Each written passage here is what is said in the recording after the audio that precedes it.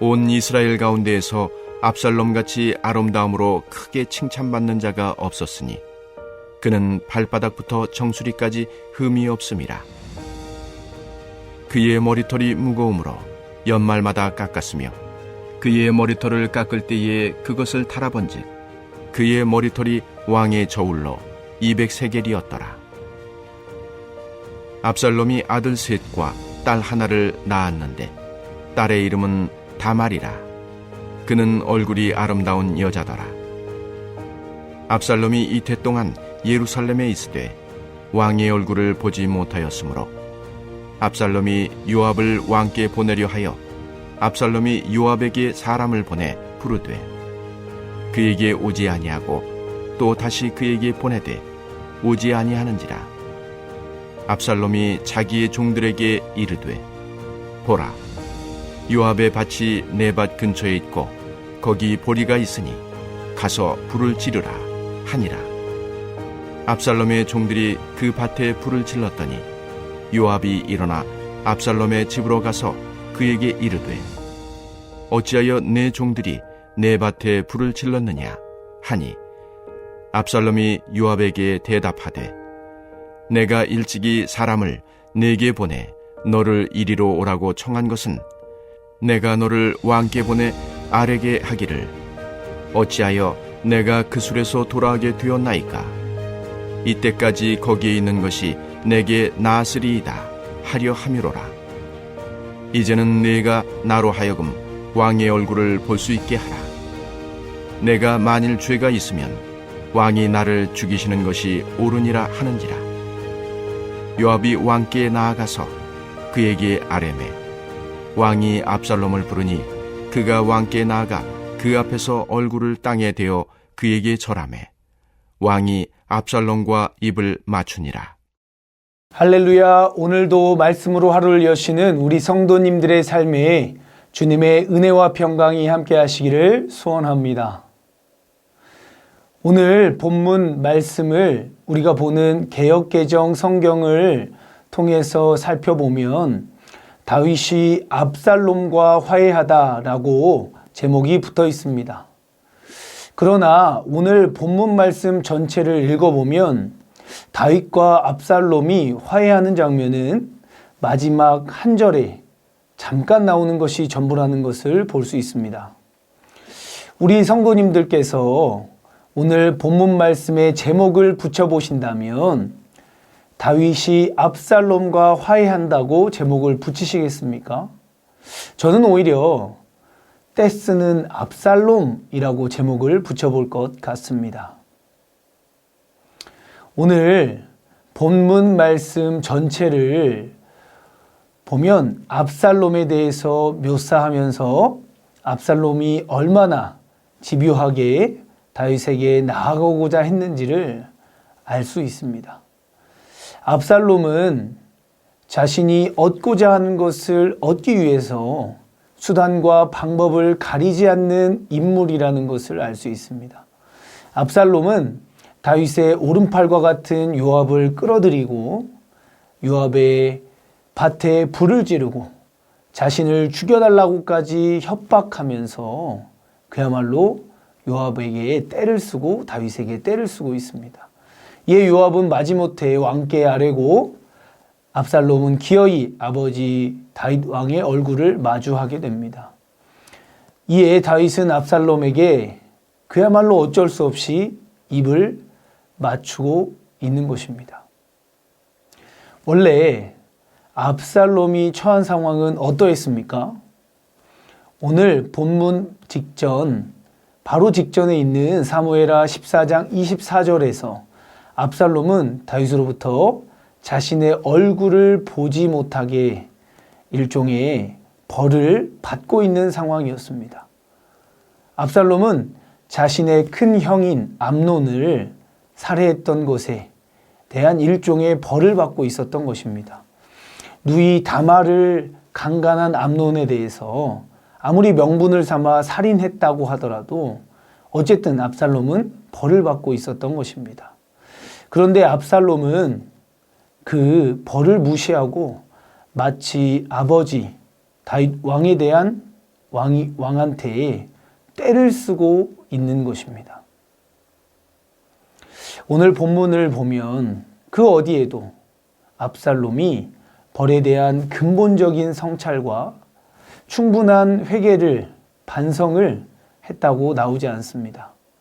압살롬은 자신의 입장에서 2회 정도를 아버지 얼굴을 못 봤으니 충분히 회개했다고 생각했던 모양입니다. 그런데 다윗의 입장에서는 2회가 지난 것이 중요한 게 아니라 압살롬에게는 진정한 회개가 필요하다고 생각하지 않았겠습니까? 사실 다윗의 입장을 생각해 보면 아들이 아무리 큰 잘못을 했다고 하더라도 막상 얼굴을 보고 마주하게 되면 마음이 약해지니까, 마음이 또 약해질까 봐 얼굴을 보지 못하게 하면서 스스로, 그 압살롬이 스스로 깨우치길 바라는 마음으로 벌을 내렸던 것이 아니겠습니까?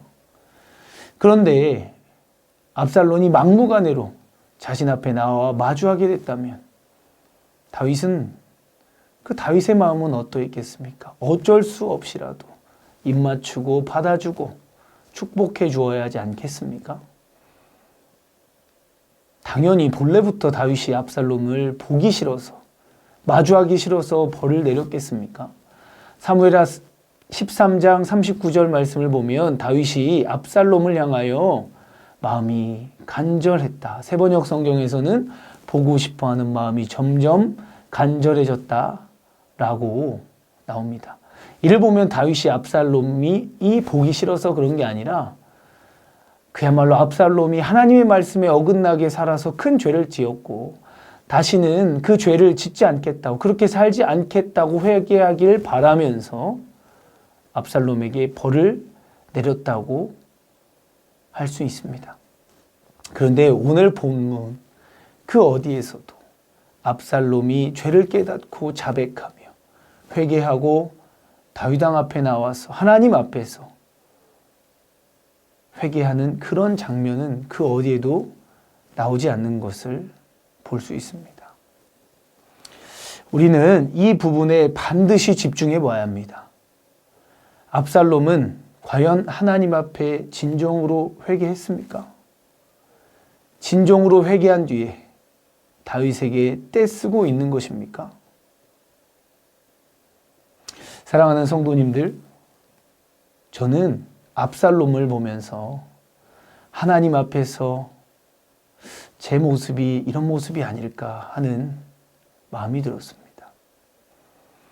하나님 말씀대로 살지 않고 그야말로 하나님의 말씀을 불순종하는 죄 가운데 살면서 하나님 앞에서는 저를 받아주시옵소서라고 떼쓰고 있진 않은가 하는 그런 마음이었습니다. 주여, 압살롬이 제 모습입니다. 용서하여 주옵소서. 자복하고 회개하오니 더 이상 그런 인생 살지 않고 하나님 말씀 안에서 사는 인생으로 돌이키고 나의 삶의 방향을 바꾸겠습니다 하는 기도를 저절로 드리게 되었습니다. 사랑하는 성도님들, 하나님은 사랑이십니다. 그래서 우리가 하나님 말씀대로 살지 않는 죄를 짓고 하나님 앞에 나와 때를 써도 하나님께서는 우리를 받아주시고 맞이하여 주실 것입니다. 그러나 하나님께서 우리가 하나님 말씀대로 살지 않고 죄를 짓고 살면서 우리를 받아주시라고 떼쓰는 모습을 바라시진 않을 것입니다. 사랑하는 성도님들, 하나님께서 우리에게 진정 원하시는 것은 우리가 하나님 말씀대로 살며 죄와 사망 가운데, 죄와 세상 가운데 머무는 인생이 아니라 온전한 평안과 영원한 생명과 안식을 주시는 하나님 안에서 복되게 살아가는 그런 모습을 하나님께서는 원하십니다. 하나님께서는 우리에게 회개할 삶을 살아가는 것이 아니라 평안을 누리는 복된 삶을 살아가길 원하십니다. 하나님께서 어쩔 수 없이 우리를 받아주시고 맞이하여 주시는 그런 삶이 아니라 우리가 스스로 하나님 안에서 하나님 말씀대로 복되게 사는 삶을 바라십니다. 오늘 말씀을 통해 우리의 모습을 살펴보길 원합니다. 압살롬의 외면은 흠이 없는 사람이었으나 그 중심과 내면은 하나님의 마음을 아프시게 하는, 하나님 기준에서는 흠이 있는 사람이었습니다. 그래서 압살롬은 결국 반역까지 일으키고 하나님의 마음을 끝까지 아프시게 만드는 인생이었습니다. 외면은 하나님을 찬양하고 예배하는 흠없는 모습인데 혹시 하나님의 마음을 아프시게 하고 흠이 있는 삶을 살아가시겠습니까?